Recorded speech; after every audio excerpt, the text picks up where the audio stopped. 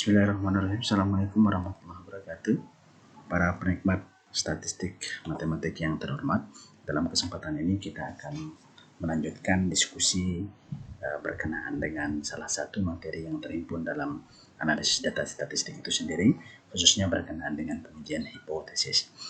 Pengujian hipotesis merupakan alternatif formulasi yang sangat sering digunakan oleh para researcher, para peneliti untuk menarik kesimpulan dari rumusan masalah penelitian atau yang menjadi tujuan penelitian yang dilakukan.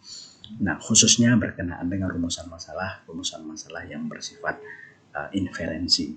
Nah, perlu diketahui sebelumnya bahwasanya rumusan masalah atau statistik itu jika ditinjau dari metode analisis statistiknya atau metode analisisnya, bahwasanya terbagi menjadi dua, yaitu statistik deskriptif dan statistik inferensial. Nah, statistik deskriptif sebagaimana materi berkenaan dengan tendensi sentral atau pemusatan data dan materi berkenaan dengan variabilitas atau penyebaran data yang terhimpun dari formulasi-formulasi dasar yang dapat digunakan untuk proses analisis statistik selanjutnya. Namun bukan menjadi sebagai finishing touch atau sentuhan akhir dalam proses perhitungannya untuk menarik kesimpulan, akan tetapi menjadi dasar. Nah, berkenaan dengan proses statistik selanjutnya itu, itulah yang disebut dengan masuk dalam ranah statistik inferensial, di mana statistik inferensial itu adalah statistik untuk melakukan proses penarikan kesimpulan yang disebut dengan melalui proses pengujian hipotesis.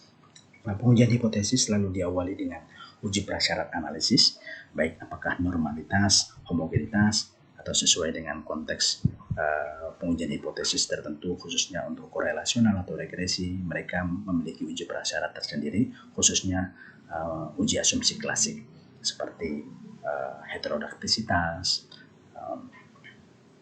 uji multikoliniaritas, autocorrelate, kemudian termasuklah normalitas dan lain sebagainya. Untuk selanjutnya, ini hanya sekedar intermezzo saja, jangan sampai finishing touch khususnya untuk teman-teman mahasiswa yang strata 1 atau strata 2 yang tesis, strata 3 disertasi menjadi hambatan yang serius dalam proses penyelesaian karya tulis ilmiah penelitiannya dikarenakan faktor-faktor demikian, ya, khususnya berkenaan dengan statistik itu sendiri.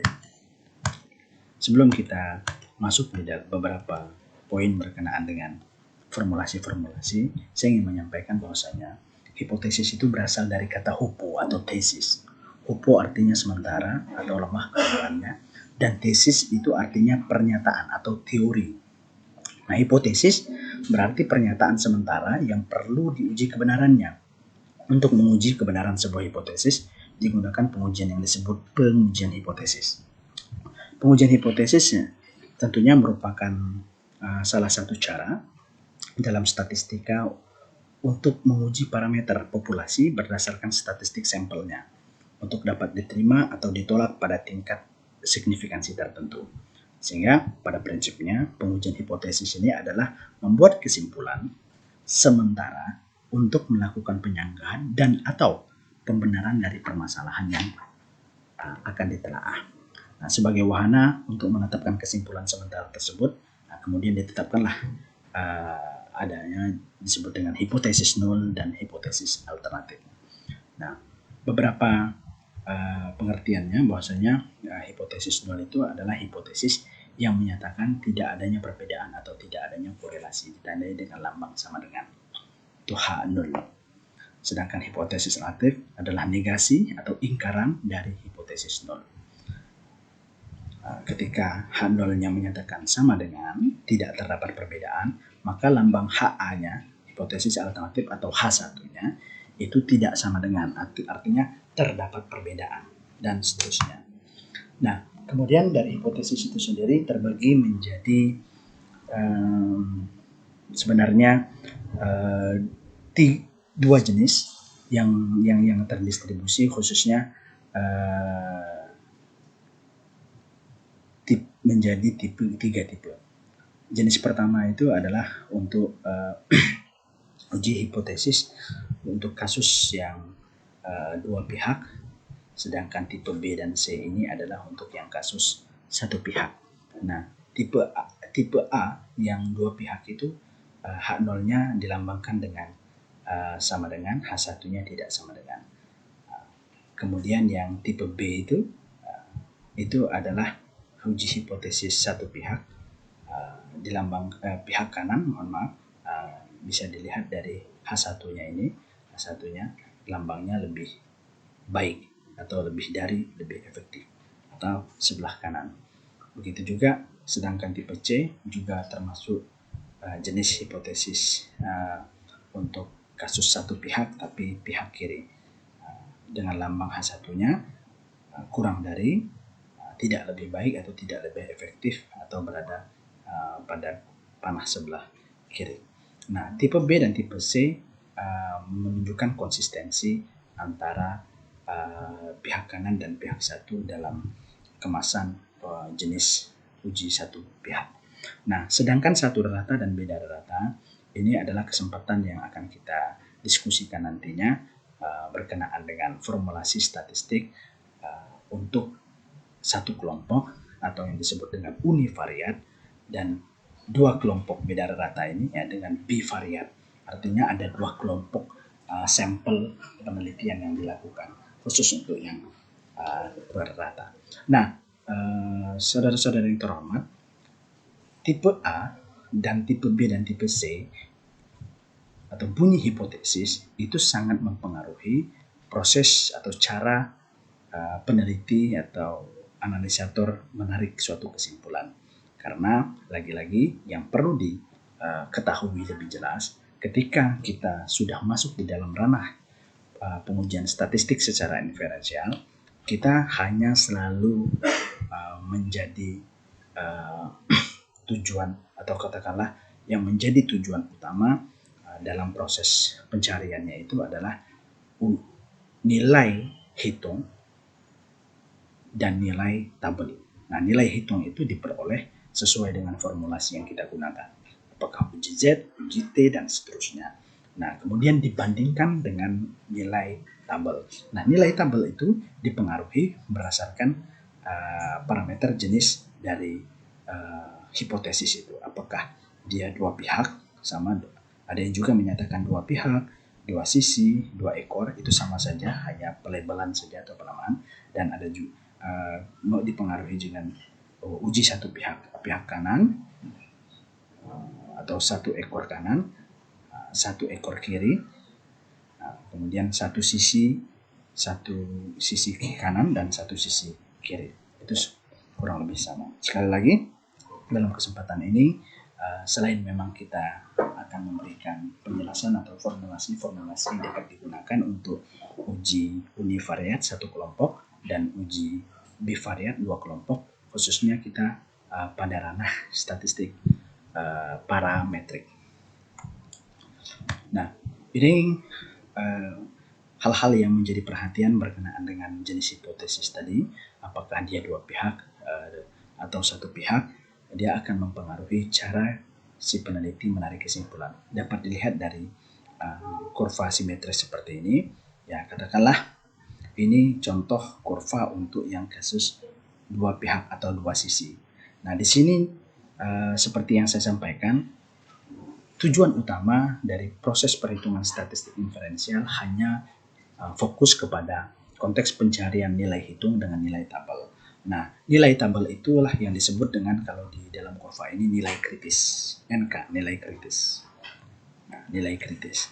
Nah, nilai kritis dikarenakan kita ini adalah uji dua pihak, cara membaca di tabel tentu berbeda dengan untuk yang kasus satu pihak. Nah, ketika apabila Anda menggunakan taraf signifikansi alfanya 0,05, berarti pada tabel yang kita baca itu setengah dari alfa. Alfa per 2, berarti 0,05 dibagi 2, berarti pada tabel yang kita baca itu 0,025. Statusnya kita menggunakan alfa 0,05, tapi yang dibaca 0,025 dikarenakan kita menggunakan jenis hipotesis statistik yang dua pihak. Nilai kritis diperoleh dari nilai tabel. Kemudian ini daerah kritis, ya, atau titik kritis adalah areal lebih dari atau kurang dari nilai kritis. Nah, daerah kritis adalah daerah penolakan hak nol. Nah, disinilah yang akan menentukan apakah nilai hak nol kita itu ditolak atau diterima. Nah, hal tersebut bisa kita lihat ketika kita setelah memperoleh nilai hitung atau statistik hitung atau nilai observasi. Nah, ketika nilai observasi itu berada di daerah kritis, maka hak nolnya ditolak. Tapi apabila sebaliknya nilai hitung itu tidak berada di daerah kritis, maka hak nol itu tidak ditolak, atau dengan kata lain HA atau H1 diterima. Kemudian ini kurva untuk yang uji satu ekor kanan satu pihak. Nah, perbedaannya ya tadi sudah sangat jelas apabila melihat dari gambar ini, bahwasanya apabila kita menggunakan alfa 0,05 dan kasus hipotesisnya masuk dalam jenis hipotesis satu pihak, alfa yang dibaca pada tabel juga sama halnya dengan alfa yang kita gunakan. Ketika yang satu pihak alfanya 0,05, pada tabel akan tetap kita baca pada kolom 0,05. Sebaliknya, sedangkan untuk yang dua pihak tadi, apabila alfanya 0,05, pada tabel kita baca setengah dari itu, artinya 0,05. Nah, sama halnya demikian, nilai kritis itu adalah nilai yang dicari dari tabel statistik, sedangkan daerah kritis itu adalah daerah penolakan hak nol. Apabila nilai hitung atau nilai observasi berada di daerah kritis. Sebaliknya, satu ekor kiri cuma berkebalikan saja, ya karena dia satu ekor, ya alfa yang dibaca tetap juga di tabel alfa yang digunakan 0,05. Nilai kritis sebelah kiri, saudara. Nah, ini daerah kritis adalah daerah penolakan hak nol. Nah, ini merupakan resume uji ada satu pihak, satu ekor, satu sisi, sama saja sepertinya. Begitu juga yang uji dua arah. Sebelah kiri ini yang pertama adalah uji two type, uji dua pihak, dua sisi, dua ekor. Sedangkan yang tengah itu pihak kanan, satu pihak kanan. Sedangkan yang ujung kanan ini adalah uji satu pihak kiri. Nah, kemudian sebelum melakukan proses penarikan kesimpulan dalam langkah-langkah pengujian hipotesis, ada baiknya secara prosedural para peneliti atau para analisator sudah memiliki alur yang akan memudahkan si analisator itu dalam proses step by step atau langkah-langkah penarikan kesimpulan atau disebut dengan prosedur uji hipotesis. Nah, yang pertama adalah rumuskan H0 dan H1. Perlu diingat, H0 dan H1 akan menentukan proses penarikan kesimpulan kita, apakah dia satu pihak atau dua pihak. Tentunya clue-nya harus dipahami dengan baik. Apabila clue-nya menyatakan dia tidak terdapat perbedaan, itu sudah sangat jelas. Berarti kasus kita adalah uji dua pihak. Sedangkan sebaliknya, apabila mengarah kepada apakah lebih baik, berarti itu lebih efektif, berarti itu masuk dalam satu pihak kanan. Atau tidak lebih baik atau kurang dari, itu satu pihak kiri. Nah, ini yang harus menjadi perhatian. Oleh karenanya, kenapa hipotesis itu menjadi perumusan pertama yang dilakukan dalam prosedur uji hipotesis. Kemudian yang kedua, taraf signifikansi. Ya, apakah kita menggunakan alfa 0,05 atau alfa 0,01. Nah, dalam kesempatan ini khusus dalam dunia atau bidang pendidikan yang familiar digunakan adalah menggunakan uji signifikansi atau alfanya 0,05. Arti makna dari 0,05 itu adalah mengadaptasi dari sebuah distribusi teori peluang yang berada pada interval 0 sampai 1 dengan bobot 0 sampai 100. Ketika kita menggunakan alfa 0,05, ya, berarti taraf signifikansi atau taraf toleransi terhadap kemungkinan terjadinya kesalahan dalam penelitian itu cuma 5%. Nah, sedangkan sebaliknya hasil penelitian itu dapat dipercaya 95%. Kemudian yang ketiga, pilihlah statistik uji yang cocok untuk menguji hipotesis yang telah dirumuskan. Sehingga kita tahu betul formulasi yang tepat dalam konteks permasalahan atau sesuai dengan penelaahan kita itu menggunakan formulasi yang mana. Karena formulasi yang tepat akan mengarahkan pada kesimpulan yang tepat. Sebaliknya, apabila salah kamar dalam suatu proses perhitungan atau pemilihan formulasi juga akan mempengaruhi penarikan kesimpulan. Kemudian yang keempat, ya menghitung nilai statistiknya ya dari formulasi yang digunakan. Kemudian yang keempat itu adalah langkah ketika kita melakukan perhitungan uji observasi atau nilai hitung. Kemudian yang kelima baru kita mencari nilai kritis, yaitu mencari nilai tabel. Seperti yang saya sampaikan, uji inferensial selalu disuguhkan menjadi fokus pencarian pada nilai hitung dan nilai tabel. Kemudian setelah nilai hitung dan nilai tabel, barulah kita bisa lihat penentuan keputusan uji mengenai H0. Apakah H0-nya diterima atau H0-nya ditolak, bisa menggunakan kurva atau dengan batasan-batasan daerah kritis. Kemudian setelah itu, kita sampaikan apakah H0-nya ditolak atau sebaliknya. Setelah itu, barulah kita tulis kesimpulan dari bunyi H0 atau HA yang diterima. Nah, berikut selanjutnya ini merupakan formulasi rumus statistik uji yang dapat digunakan khususnya berkenaan dengan kasus uji statistik parametrik di mana populasinya diambil sampel berasal dari populasi yang berdistribusi normal. Jadi setelah part ini nanti di materi-materi selanjutnya akan kita suguhkan formulasi-formulasi yang digunakan untuk uji hipotesis yang satu kelompok atau univariat dan dua kelompok atau bivariat yang kasus non parametrik. Nah, sekali lagi ini kita fokus pada pengujian hipotesis yang parametrik. Nah, kemudian statistik parametrik untuk uji satu kelompok maupun dua kelompok itu hanya tersedia dua formulasi yang dapat digunakan, yaitu uji Z atau uji T. Nah, uji Z dan uji T. Tapi perlu saya tegaskan bahwa satu kelompok dan dua kelompok itu tidak ada kaitannya sama sekali dengan bunyi hipotesis. Bunyi hipotesis H0 atau H1 itu mempengaruhi alfa atau daerah kritis yang akan kita cari nilainya. Sedangkan satu kelompok dan dua kelompok khusus untuk formulasi itu sudah sangat jelas.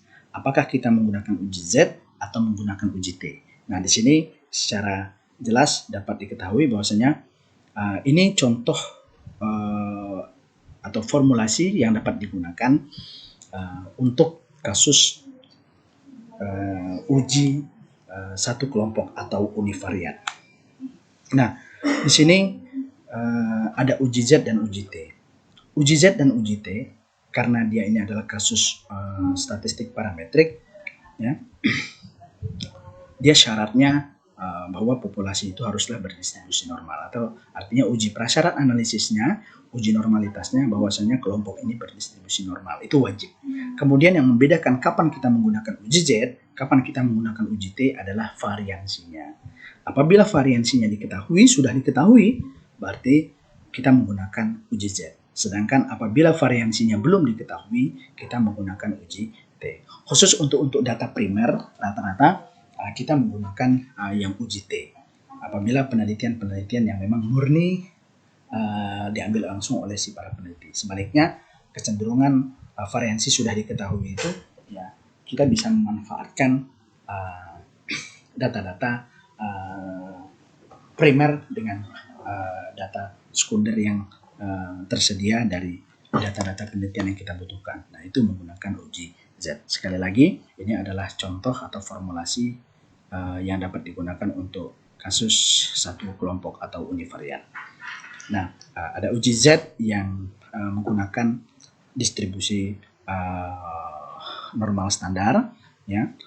Kemudian yang selanjutnya ada menggunakan uji T dengan distribusi normalnya menggunakan daerah derajat kebebasan N-1. Nah, uji T perlu saya sampaikan, uji T itu pertama kali dikembangkan oleh William Seeley Gosset. Nah, pada tahun 1915. Nah, awalnya yaitu menggunakan nama samaran student. Nah, dan huruf T ujung itu, nah yang terdapat dalam istilah uji T, nah itu adalah huruf terakhir nama beliau. Uji T disebut juga dengan nama student T atau T student. Nah, tapi pengembang pertamanya itu adalah William Seeley Gosset pada tahun 1915.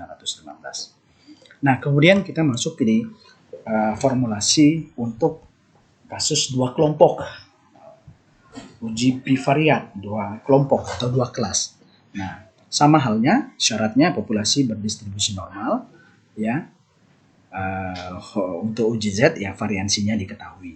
Apabila dia normal dan independen, artinya begini, uji prasyarat analisis untuk yang uji dua kelompok itu ada dua ketika masuk dalam ranah pengujian hipotesis kasus bivariat dua kelompok, yaitu ada uji normalitas dan ada uji homogenitas. Apabila dia normal, variansinya diketahui, kita menggunakan uji Z. Tapi apabila dia berdistribusi normal, tapi variansinya tidak diketahui dan dia berdistribusi homogen, ada uji homogenitas, dia menggunakan uji T dengan pembagi variansi gabungan. Ini SP pangkat 2 ini adalah variansi gabungan. Ini rumusnya, kemudian dimasukkan ke formulasi uji T. Khusus yang uji T apabila dia berdistribusi normal, variansinya tidak diketahui, dan dia berdistribusi homogen. Tapi apabila populasinya normal, dia juga variansinya tidak diketahui, namun data tersebut tidak homogen, nah dia menggunakan parameter pembaginya adalah menggunakan nu dari Walpole. Ini nu, ini bukan V, rumusnya seperti ini formulasinya, dan seterusnya. Demikian pengantar pengujian hipotesis yang dapat saya sampaikan. Semoga bermanfaat.